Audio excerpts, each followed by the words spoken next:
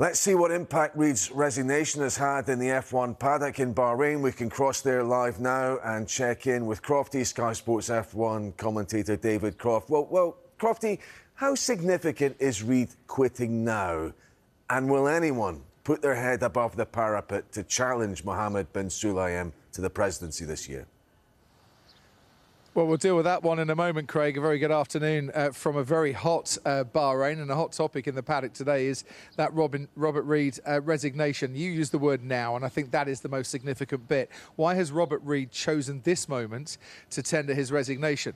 Well, it coincides with Mohammed bin Sulayem's first appearance at a Formula One Grand Prix in 2025. So there's a lot of eyeballs on the president when he comes into the paddock at whatever stage over the Grand Prix weekend, because he hasn't been here in the previous races. And it's Robert Reid saying, look, I stood with you, Mohammed bin Sulayem, campaigned together to win that presidency, and we did it on certain issues, and you are not living up to what I expected. And I expected more transparency, I expected collaborative governance, and that just isn't happening.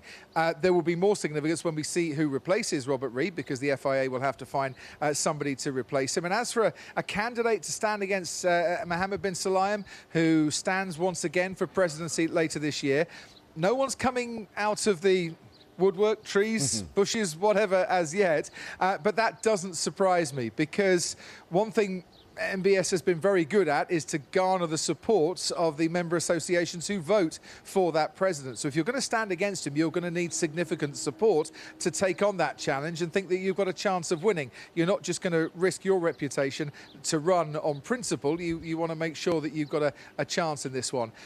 I think there are moves, and I have heard of moves behind the scenes, but not that we can talk about as yet. But it will be significant, and I think if there is to be a candidate, then someone has to appear, and a presidency team, as it were, has to appear in the next month, next 2 months, to then start the campaigning. But as it stands at the moment, Mohammed bin Sulayem will be unopposed when he seeks re-election later this year.